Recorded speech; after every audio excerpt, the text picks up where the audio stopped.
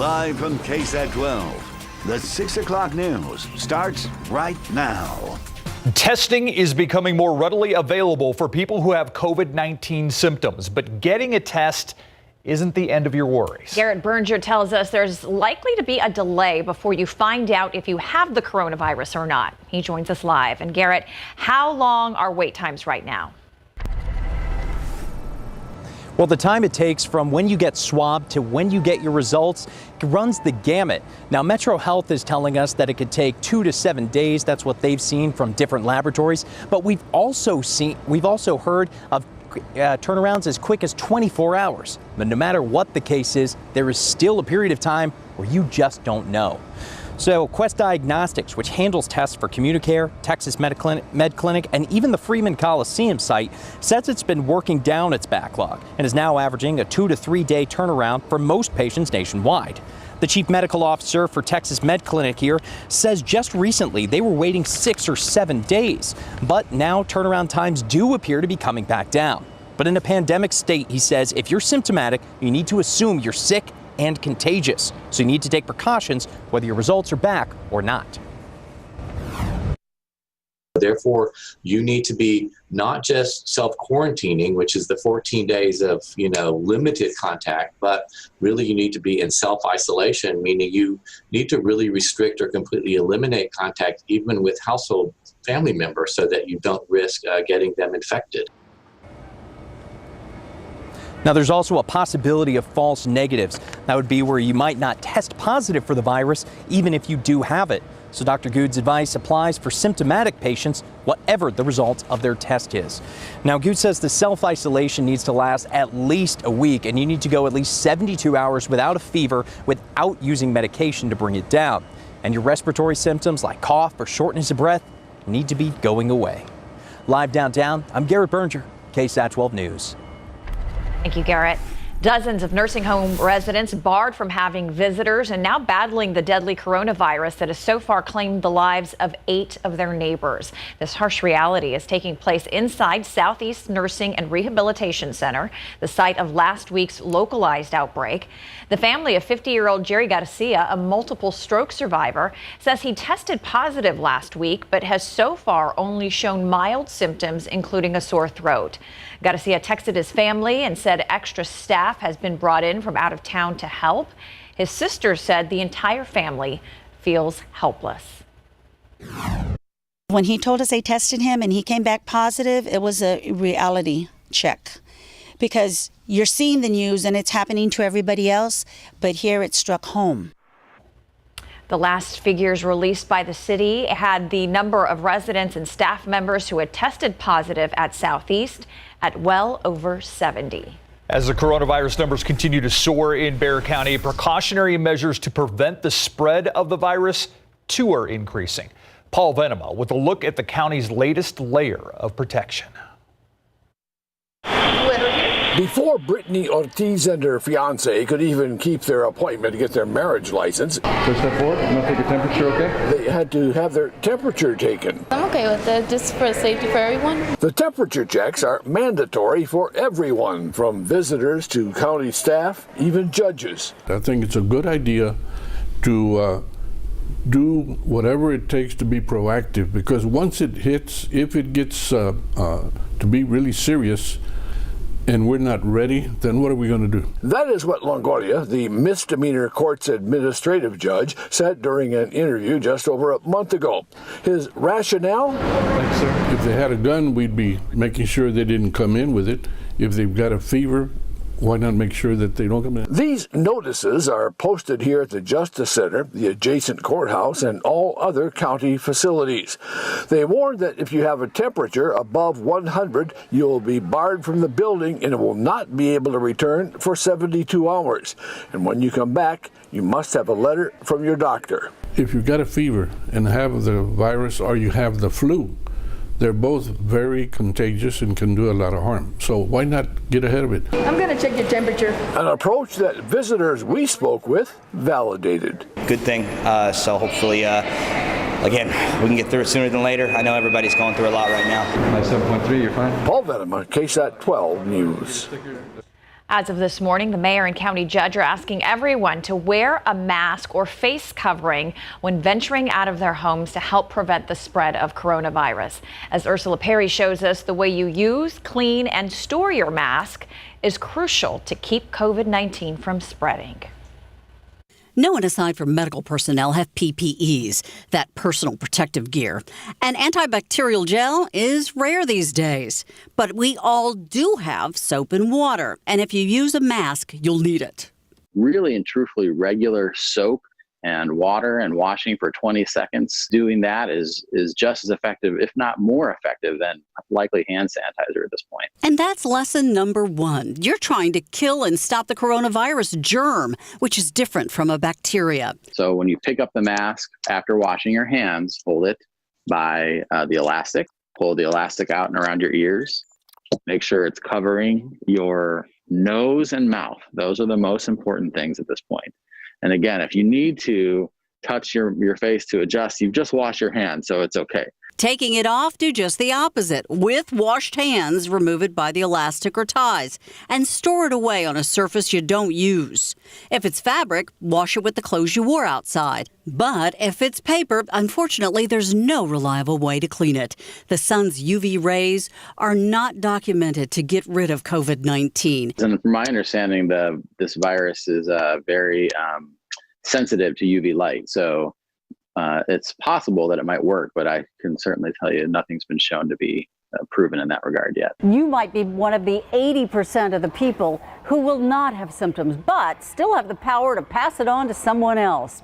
As for those disposable gloves, they're nice to use one time, but they're unreliable for washing. So when you're done with your grocery shopping, toss them and don't look back.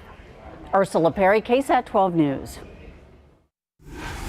Time saver traffic right now. Let's go to 410 and Jackson Keller. These are the westbound lanes we're looking at, not far from I-10 that you see in the background. That's the exit ramp, the entrance ramp onto 410 from I-10. You can see at least 3 lanes are blocked right now, as well as one of the access lanes. Traffic is slowing down. You can see emergency vehicles and personnel on the scene. We're going to continue to monitor the situation. It's a major shutdown right now. At least 3 lanes at 410 and Jackson Keller is where this camera is. It's the westbound lane, so you're shooting back towards I-10 itself.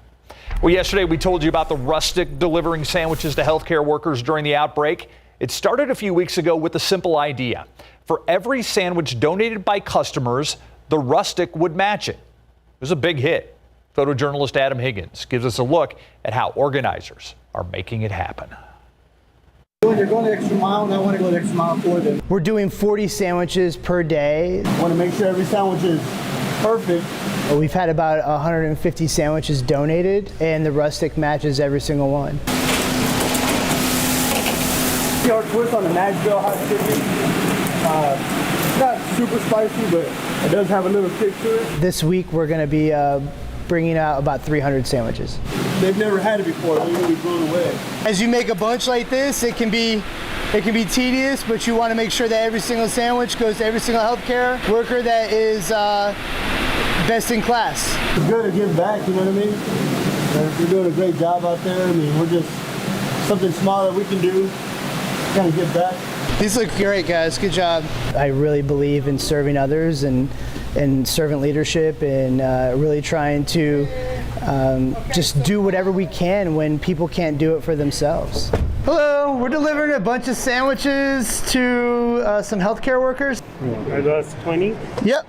Okay, I'll take that one. Sorry you don't see us smiling, but we're smiling. Thank you again. All right, turning now to weather. Let's take a live look outside with live cam. We see some gray clouds out there in the distance, but all in all, a beautiful day to either maybe just go for a little walk in your neighborhood or stay at home. Beautiful out there. And since we're talking about distance, is it off in the distance? Yes. We're social distancing to the extreme. Adam Caskey working from home today. Adam. This is a first for me, by far a first in my career. Never really had to work from home before, but we're giving this a shot. And maybe I'll post some pictures and videos of the whole setup on social media later on this evening. As for the aquifer, I want to talk about this because it has loved the recent rainfall and is up another 0.2 of a foot today. It continues to respond to the recent rain. We're about 6 feet above the April average. Oak pollen, it's back. It's high again at about 2,100. Mold is moderate. Then we've got mulberry and pecan, both on the low end. Temperature-wise right now, for the most part, low to mid-80s. 84 Randolph, 84 in Tarpley. Comfort, you're at 83 in this evening. Pretty uneventful, just sticky outside. Very humid with some increasing low clouds, and get ready for another round of fog come tomorrow morning. So that's going to impact our morning. But increasing storm chances and maybe some severe storms as well. We're going to talk about everything coming right up. The Texas wine industry is facing an uncertain future due to the coronavirus pandemic. Tonight, what changes businesses are making. All right, we continue to wait for the mayor and the county judge to give their daily briefing today. Of course, County Judge Nelson Wolf and Mayor Ron Nuremberg expected to speak in about 15 seconds. Yeah, and they generally give us an update on the latest confirmed cases as well as any updates to restrictions. I believe yesterday was the day that the advisory went out where the mayor asked everyone to wear those face coverings in public places. I understand we're going to get started. Let's go to them live. This is our daily update on COVID-19 in our community. We begin tonight's update with some sad news. Today we confirmed that 5 more people from the Southeast Nursing and Rehabilitation Center have passed away. Another woman in her 60s also passed away after testing positive to COVID-19. That brings the total number of facility residents who have passed on to 8. 18 of our friends and neighbors in our community have now succumbed to COVID-19 in total. Our deepest condolences to their families and loved ones as they grieve. These next few weeks will be difficult. As we test more people, we are seeing more confirmed cases of COVID-19. That's the reality. When the numbers are updated on our website tonight at 7 o'clock, we will have 503 cases of COVID-19 confirmed in our community, and that's up from 456 yesterday. We have 124 travel-related cases and 150 community transmission cases, with the largest number of cases, 179, coming as a result of close contact with another person who is already positive for COVID-19. 50 cases remain under investigation. As we reported yesterday, we are thankful 77 people have fully recovered from the virus. Of the 503 cases that are confirmed, 88 people are now being hospitalized. 51 patients are in intensive care, and tonight 40 are on ventilators. Metro Health and the San Antonio Fire Department continue to visit all nursing homes across the city, and so far we have no other localized outbreaks to report in nursing facilities. Judge? Yeah, well, thank you, Mayor. Thanks for that update. I think it's important for people to really understand why we're doing this. And we just need to refer back in history. The Spanish flu that was in 1918, there were no masks, there were no preventive issues, there was nothing that said stay at home, and that went on for some 6 months and devastated the country and the world. Some 500 million people were infected, some 20 million people died, and that's why we're taking all these measures to make sure something like that never happens again. I know medicine is better today, but the preventive piece was not there back in 1918, and that's why we're all pushing so hard, not only here, but across the world, to get everybody to understand social distances and staying at home. So I want to thank everybody again for working with us, not just thinking about yourself, but about thinking about others. That the health of our community overall is really what we're all working toward, each and every one of us. So please continue to do the stay at home, work at home, only go out for essential things, and to be sure keeping your hands clean and staying 6 foot away from each other. The VIA bus driver was announced today that he was tested positive.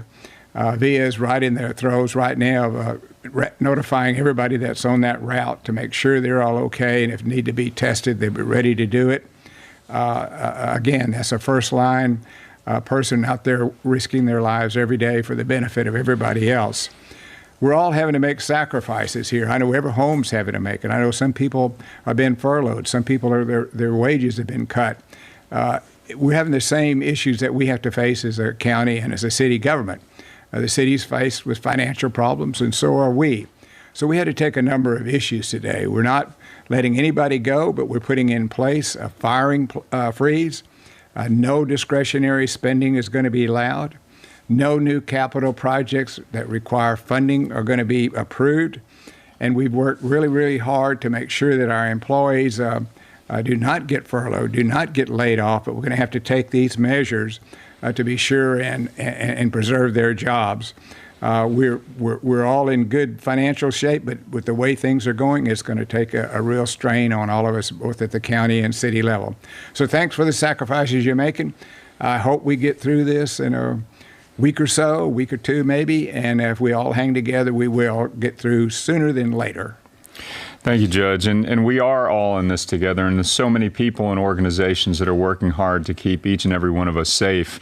So before we close, I also want to give a shout out to CPS Energy and the San Antonio Water System, their CEOs, Paula Gold-Williams and Robert Puente. These are our publicly owned utilities. They deliver essential services seamlessly while we weather this COVID-19 storm, and they're stepping up to make sure that nobody gets disconnected and that late fees are waived. So kudos to Robert and Paula and to their teams serving our community every step of the way. As always, you can get the latest information on COVID-19 by subscribing to the text program. Just text KOSA-GOV to 55000, or you can visit sanantonio.gov/COVID-19. We all have to do our part to slow the spread of COVID-19. So stay home when you can, but especially if you are sick, stay home. Wash your hands with soap and water, cover your coughs, leave groceries for your neighbors and only buy what you need. We are going to get through this. And so now we'll take some questions.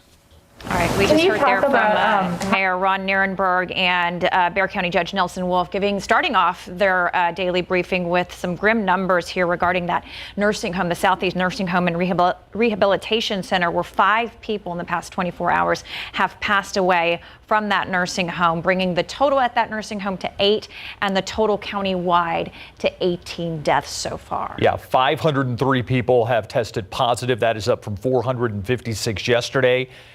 Close contact, the number one reason that they are saying for these people who have tested positive, that they've come in contact with somebody else that has COVID-19, which is why stay home, work safe is so important. Social distancing is so important.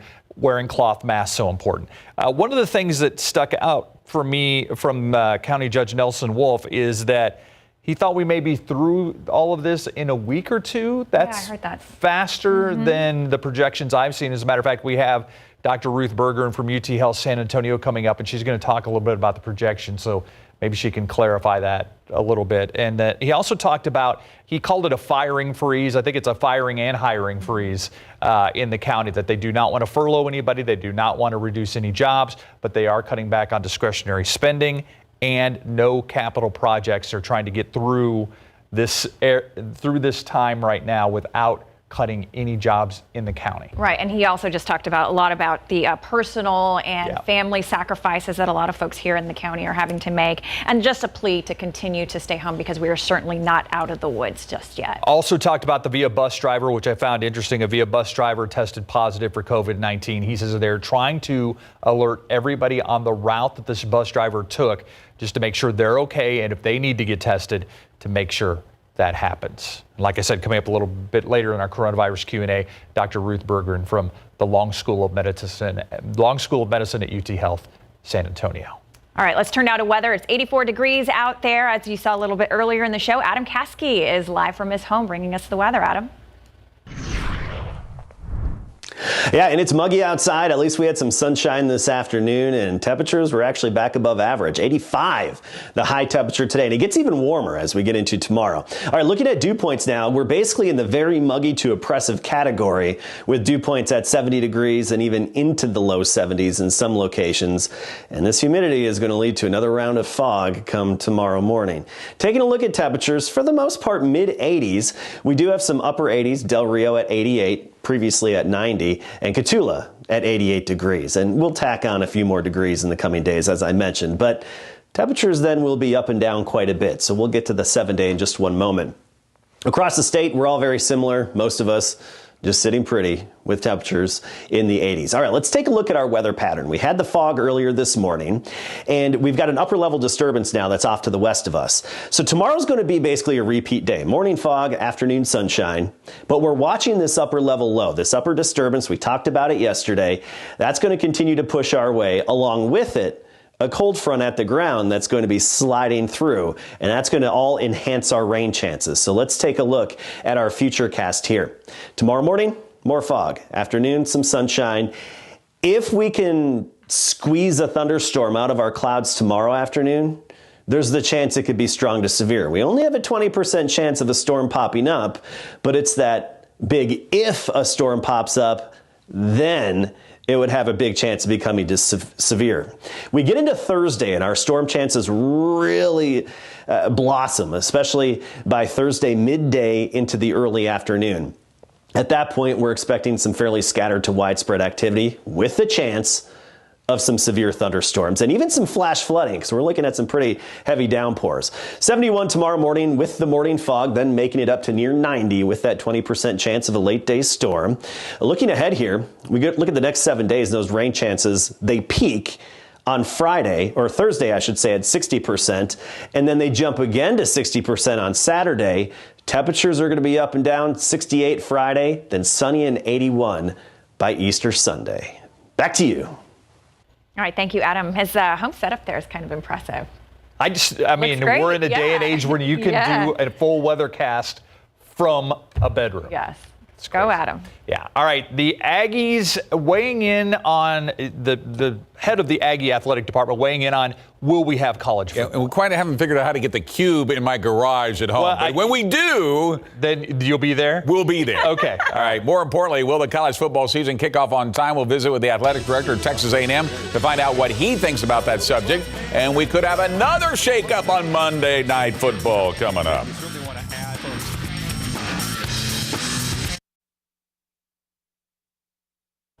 One of the biggest questions during the shutdown of all major sports due to the COVID-19 pandemic is, will it affect the college football season? The largest college football stadium in the state is Kyle Field, which is home to the Fighting Texas Aggies, which seats over 102,000 fans at any given time. Texas A&M Athletic Director Ross Bjork joined us today on Skype, and we asked him if he believes the college football season will start on time, and if not, what contingency plans are in place. I could see a number of scenarios. I could see a delay. You could see, maybe a shortened season. You could see, is it a 2-semester season? Do you play some games in the fall and, maybe you have the holiday season and come back and play, some other games? I mean, I think there's all kinds of, variable situations that we have sort of in our mind, or, maybe there's some people that have modeled things out. But I think we have to leave everything on the table right now. And what does he think of the NCAA granting an extra year of eligibility to spring sports athletes, such as baseball and softball players, and how those costs could affect the university as far as scholarships? Look, I'm all for giving our student athletes more. But we also have to keep in mind that if there is any sort of, football season change, right, and we have this scholarship precedent, then we're adding, the football layer onto this. We're adding the volleyball layer, the soccer layer, and so we have to be mindful of that. And so that is, going to be a consideration. Again, not everyone will take that extension of eligibility, but it's the financial pieces of all of this. It may take a couple years before we really know the full impact of all of this.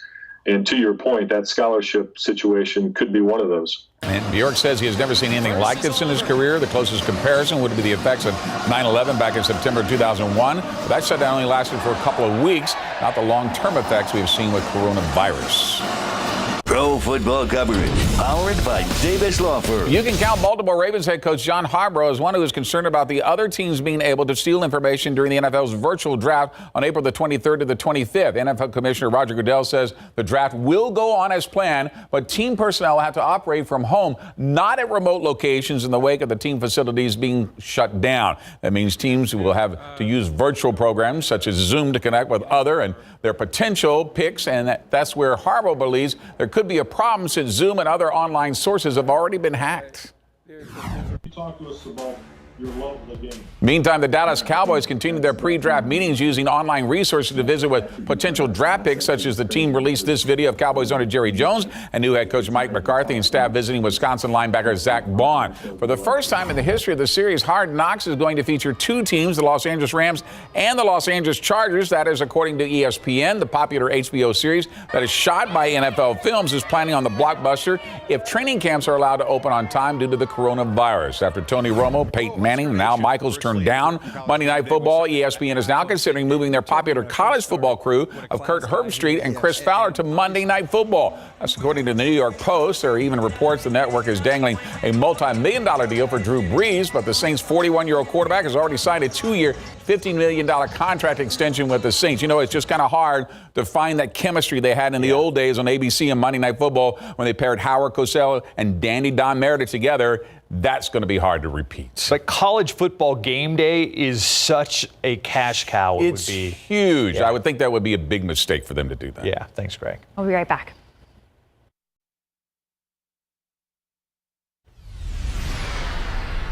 It's part of the show where we ask questions, get answers from experts, coronavirus Q&A, and we are joined, as we are every Tuesday, and pleased to be joined by Dr. Ruth Berggren from the Long School of Medicine at UT Health San Antonio. Doctor, thank you for joining us. You last week gave us kind of the latest projections for when we were going to hit the peak and when things may start to get on the other side of the curve. Are you hearing new projections today? Yes, Steve. So the projections are going to change based on the data that we get and as we watch the evolution of the virus and its epidemiology, its population patterns here in San Antonio. And there are a couple of different models that our university is being privileged to see. And we have one that projects a peak for the 2nd of May. Another one projects a peak around the end of May. And so if we want to split the difference between those two, we're thinking maybe we'll see a peak around the middle of May. So still a ways off. Today's April 7th. And we're worried that we're at the very beginning of our surge, but it would be a kind of a prolonged surge and with not peaking till probably the middle of next month. Dr. Berggren, I want to ask you a little bit about the upcoming Easter weekend and how that relates to the stay-at-home orders. There's a fear that people equate the stay-at-home orders with simply just not going out in public. So you may have a lot of folks this Easter weekend going in between each other's homes, going to visit their grandparents and whatnot. Can you just talk to us about the importance of staying at home? It doesn't mean, going in between family members' houses. Yes. So, yeah, it's true. We are in Holy Week. It's Easter Sunday is coming up, and actually tomorrow is Passover. This is an incredibly important week in the lives of many people in San Antonio, and it is part of our culture that we rejoice in the presence of our family. And there's going to be a tremendous desire, especially after all this period of being apart from one another, there's going to be a tremendous desire for people want to get together. I must ask people not do it. It's not safe. We've come so far. Let's not blow it by undoing all the good that this social distancing has done. People need to stay home and celebrate these holidays with their own family households and Skype with your loved ones on the other side of town or the other side of country. Tune into online services, televised services, but really it's not a good idea to gather, including going in between households, even though you may be very close as an extended family. Please don't do it. We all understand the drive to do it, and we all greatly respect the meaning of these holidays, but this is not the time to undo, so to speak, all of the good that we've done so far in social distancing and flattening our curve and preventing a surge that could overwhelm our hospitals. Are you encouraged with the numbers you're seeing right now at University Hospital, at UT Health San Antonio, and some of the places around the community that social distancing seems to be working here? And are you also happy that the mayor and the county judge yesterday said, wear masks when you go out? There's just no question that we are seeing a slower rise than other cities. I have no doubt in my mind that we are saving lives with what we're doing. And I'm very happy that the mayor and the judge have asked us all to wear masks in public. That's in keeping with CDC guidance, and it's in keeping with the experience of our fellow human beings around the planet. And there are a lot of ways that people can make their own masks. I've been asked all day, actually, by my clinic patients. I was doing telehealth this afternoon, and they were saying to me, Dr. Bergeron, where can I get a mask? I can't get a surgical mask. Indeed, the surgical masks and the N95s should be reserved for the healthcare workers, but there are a number of resources that people can go to online that can tell you how to make your own mask. I was working this weekend with some wonderful nurses from Texas State Health, and we were visiting nursing homes, and one of these lovely nurses actually had made a mask and made several masks and shared them with our team. Notice this beautiful mask here has got 2 layers. All right, it's a double layered. It's homemade. It's got straps, so I can tie it around my head. It fits snugly against the side of my face, but comfortably. And the textile is rather densely woven, so it's not a super lightweight kind of a mask. And this is what we think people should make at home, make for each other, and wear when they go out in public. All right, Dr. Ruth Bergeron, I believe we're out of time. I know I have some more questions. Our viewers have more questions, but we hope to have you back on the News at 9 later this evening. Yeah, we'll see you at the News at 9. And that mask you have, Dr. Bergeron, almost looks like a Burberry. So it's a designer mask, maybe, that you have what there. What can I say? Texas State Health nurses are classy people. There you go. Dr. Ruth Bergeron, we'll see you on the News at 9. Thank you. We'll be right back.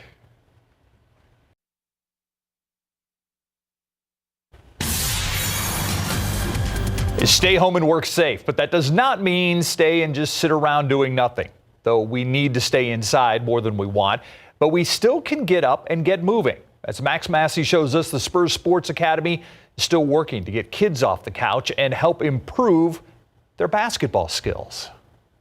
Yes, it's really cool to be doing the Spurs activities while I'm at home. Jay Sean is one of the 251 members of the Spurs Sports Academy Biology app group. Currently running a program with the Biology app. It's a free app that kids can get on and get different drills. Also, they join the Spurs Sports Academy group. They'll join a week-long competition to win some cool prizes at the end of the week. These are unprecedented circumstances, but it doesn't mean you can't work on your game. This is a difficult time, so we just want kids to get out, still be outside, and a great chance to work on their game. A lot of kids nowadays just want to play 5-on-5, but now they can really work on their skills and then improve that when we do get to go back and play 5-on-5. And so the point of this program by the Spurs is to keep kids active during the pandemic. So, Austin, what's this week's challenge? This week's challenge was the bank challenge. You'll have 30 seconds. You'll start on the left side and make as many shots off the backboard as you can, alternating spots. I like it better. This is for kids. We do have a lot of parents joining the fun, so it's good to see them get out there and not get hurt, but enjoy the fun. As for Jay Sean, he stays ready. I'm up for any challenge. Max Massey, KSAT 12 News. Was it just my imagination, or was Max breathing heavy there a little bit? I think I heard that. Like Jay Sean's, just yeah. like I got all this taken care of, and then there's Max, Struggling a bit. I wasn't saying that. You see, said anyway, that, Max. It wasn't me. Let's take a live look outside with live cam. Look at that, how gray it is out there right now. 84 degrees, and let's head out to Adam live from home right now. Adam? Yeah, and Isis, the nice thing is, you mentioned take a look at how gray it is. All I have to do here in my daughter's bedroom, open the blind, take a peek, and I can see outside. You don't get that in TV studios. There's a perk for you. So across the state, we're mostly in the 80s. Some locations hit 90, including Del Rio, right at 90 degrees. These are the high temperatures today. Keep in mind, the average is 79. So we're running above average now. We'll be above average tomorrow, but get ready for temperatures to tank again toward the end of the week. This evening, quiet weather, mixture of sun and clouds, so partly cloudy, very humid. That's going to lead to some more fog tomorrow morning. We'll be back to talk more about that, along with our increasing storm chances coming right up.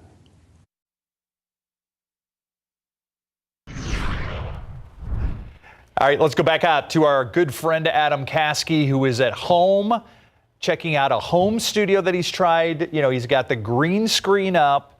And Adam, didn't you say it's your daughter's bedroom? Is that what you said? Yeah, at first I thought you were in the garage, but no, you're in your daughter's bedroom, aren't you? Well, I was in the garage, and I did all my preliminary tests there, but I just realized there was a lot more versatility moving it indoors, and the climate control is so much better in here. Yeah, Callie, we're actually on right now. It's okay, I'll look again later. I got some helpers around here with me, as you can tell. So I did move it inside, and it gives me a little more flexibility. Anyway, it's pretty cool technology these days. We can bring you a full green screen weather straight from home. But let's get to the weather and talk about our headlines here going forward. Another round of fog by tomorrow morning, then that'll lead to afternoon sunshine. So a repeat of what we had today, it's just going to be a few degrees warmer. Now, there is a chance for some severe thunderstorms. That's important. A slight chance tomorrow, and then I think a greater chance as we get into Thursday. And temperatures are going to be all over the place, just up and down. Erratic temperature readings, 84 degrees at the airport right now. You see the airport in the background. Dew point is 71, so very humid out there, very muggy. Those dew points are up and we're feeling it. Air temperatures mostly in the lower 80s at this hour, 82 Randolph, and even, or I should say 86 in Floresville. Hondo right now at 85 and an even 80 in Kerrville. And you widen out the view, you don't see a big difference either. I mean, for the most part, a low to mid 80s for highs. But as I mentioned earlier, some spots hit 90. It's going to be a little bit warmer as we get into tomorrow, but look how temperatures really go up and down a lot in the coming days. So we go from near 90 tomorrow down into the upper 60s on Friday.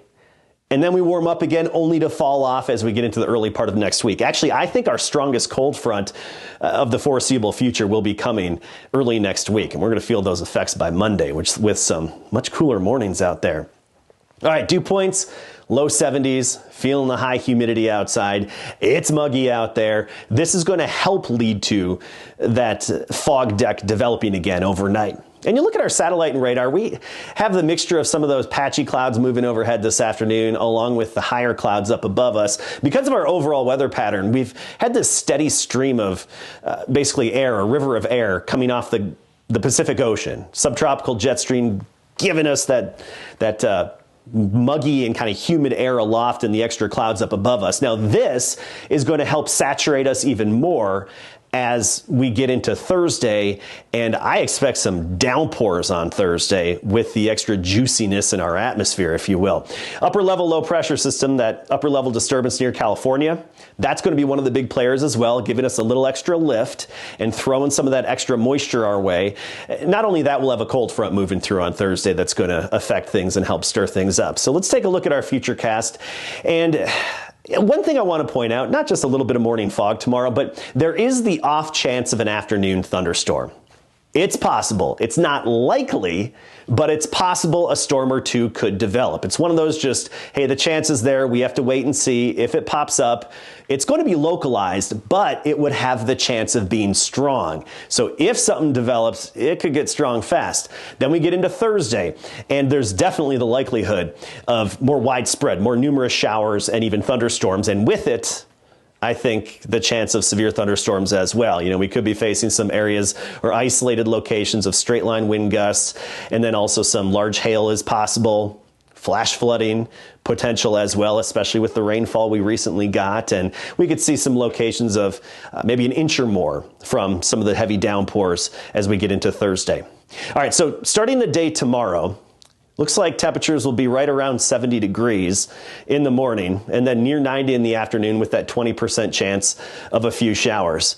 And as we go forward, there we go. There are those rain chances. 60% Thursday, 40% Friday, back to 60% as we get into Saturday. And I showed you earlier, those temperatures will be up and down quite a bit here in the foreseeable future. I'm trying to get that to click on. Oh, there it goes for you. One of those little delays we're dealing with from home. Anyway, back to y'all in the studio. We're learning, but it looks good. Thank you so much, Adam. I think you should put your daughter on TV because, I mean, Agreed. It is her room. I mean, it's only fair. All I'm saying, yeah. In case you missed it, coming up next.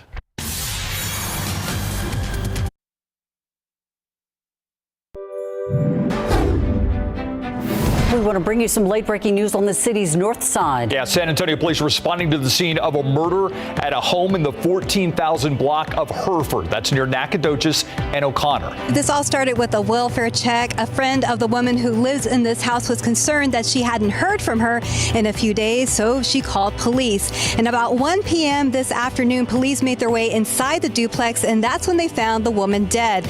Now, right now, police only saying that the woman was in her early 40s and that it's not clear how she died. We do have our homicide unit on scene as well as our crime scene investigators processing to find out exactly what happened here to the victim. A Via bus driver who tested positive for COVID-19 is currently quarantined at home.